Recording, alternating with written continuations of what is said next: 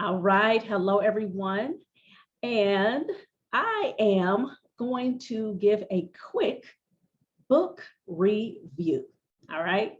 The name of the book that I have read, and I'm actually in the process of rereading, it is called Selection Perfection, a rock solid premarital guide for you.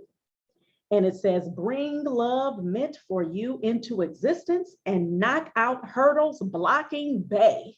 Written by the awesome, wonderful couple, Hasan and Naa'ila Clay, affectionately known as that Clay couple. All right. And they are licensed professional marriage counselors, relationship counselors. They help you with marriages, the pre-marriage, uh, helping you with your family, if you having issues when it comes to your children. So they are definitely in the healing space. And I love that. And they are African American and Muslim. So they definitely, I can relate to them as well. Now, let me get into the book review. I really, really appreciate this book. And the main reasons that I appreciate this book is because it is real and it is raw. They give real life examples of what people go through when they are in relationships, whether they are engaged, whether they're in the dating phase, or whether they are married. I mean, they literally give like different examples of things that I'm quite sure that you get this book, you would be like, oh my gosh, like that was me. I experienced that. Or someone who has talked about how they experienced these particular things. And what I also really appreciate about this book, I like they have like questions that they'll give at the end of some chapters, and then they have answer lines. Like, for example, one of the questions, excuse me, that they ask is, what does commitment and loyalty look like to me? And so they give you lines in which, explaining like, being real, like, what does that look like to you? All right, because obviously everybody has their different views of what commitment and loyalty looks like. And then they'll ask a question like, what are the ways in which, talking about yourself, ways I failed to be committed based on feedback of other people? And I was like, wow. And that's the thing, it's like with this book, they really want you to open up and be vulnerable and to be real and raw, because guess what? A lot of times, man, folks, we'll be lying to ourselves. We'll be sitting up there, thinking that we are one way, or not really paying attention to what other people have said about us, because we want to believe that we are this particular type of person. Because believe it or not, most of us, we like to believe that, we are good people. Generally, we are, doing things that are good. We are, you see yourself maybe helping other people, or, you see yourself in spaces where you're trying to be of service, or whatever the case may be, when you think that, oh, okay, I'm doing good. But I like how in this book, for example, they're like, hey, what are other people saying about you? What are some things that people have said about you when it comes to, in particular, in relationships? What have you noticed that people have said? Have you been in relationships and people have said things like, man, you selfish, or you don't like to be real. You like to just talk about superficial stuff. You don't like to be vulnerable. You're guarded. If you heard those things, and I like how they say in the book, like, everybody ain't lying. All right.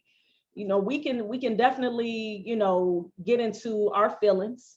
Who likes to hear those types of traits being described about yourself, right? Nobody likes to hear that.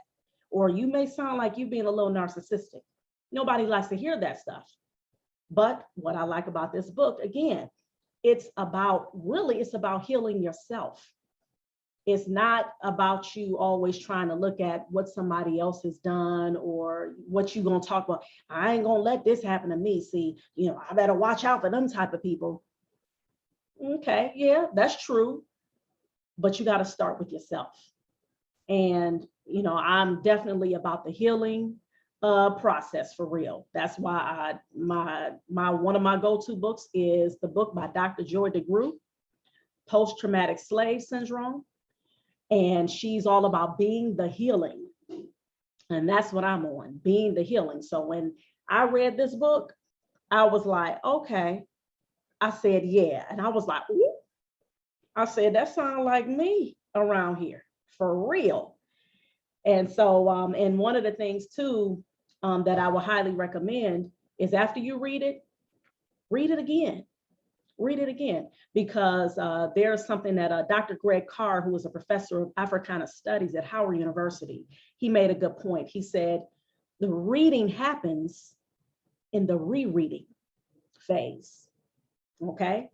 And so those of you who are readers, you know what I'm talking about. You may have read a book and, you remember some things about the book, some little things, but when you reread it, that's when you really, really get a more clearer understanding of what it is that you've read.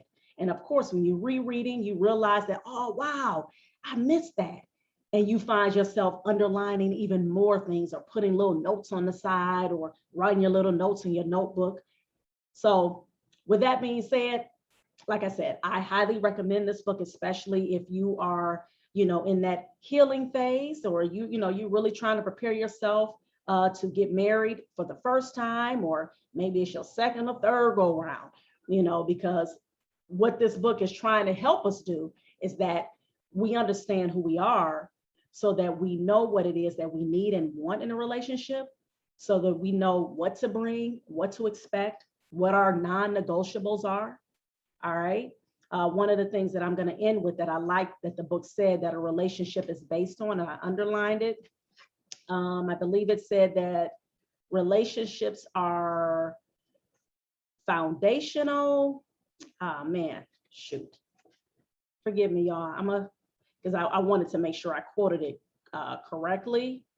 I believe it said that relationships are based on two principles: the foundations and negotiables. All right. So if I'm not mistaken, that's what it said. I just wanted to make sure that's what it was. But basically foundational, meaning that these are things in which that are a part of you. Like, for example, your religious commitments. Okay. So those are things in which that you're not going to change. All right. Just like I know I'm Muslim, and I know that what I bring in terms of to the relationship, I know that I pray and, I fast and, doing different acts of worship. And those are things in which I want and know that I would need in a husband. Okay. So that's the foundation. And then you have, here it is right here. Yep. Relationships have two types of principles. Hey, foundational and negotiable. All right. So foundational values are unwavering, right? So these include matters such as culture, religion, commitment, being debt-free, or structured eating habits, right? So if for example, you are relatively healthy with your eating, you don't want to marry somebody who they just sit up and they just gobble junk food and fast food all day. That wouldn't work. Now, they may be nice, you may be able to have a great conversation with them, or they may make you laugh or whatever, but you see that they are like all about the garbage when it comes to eating. I mean, they just like, here we go, McDonald's fries, here we go, M&Ms and pop and everything else. And you sitting over here, now you already know you trying to make sure that you don't eat that stuff hardly, but here it is, somebody that's all they consume. You might want to think before you try to enter into a relationship, a marriage with that person. And like I said, the other part they said was negotiable. All right. So negotiable are other matters that are up for discussion and negotiation. Okay. So those are things that obviously that you're like, okay, we can talk about these things. These are things that we can discuss. Okay. So again, and let me show the back of the book. See them, the awesome couple, Hasan and Naa'ila Clay, that Clay couple. And I highly recommend this book. And you guys make sure that you are reading for at least 30 minutes a day. Make sure you subscribe to my YouTube channel. Reading is freedom. Oh, let me show you the shirt. Oh yeah, let me show you the merch. Hello, reading. I see that. Reading is freedom, y'all. Okay, take care and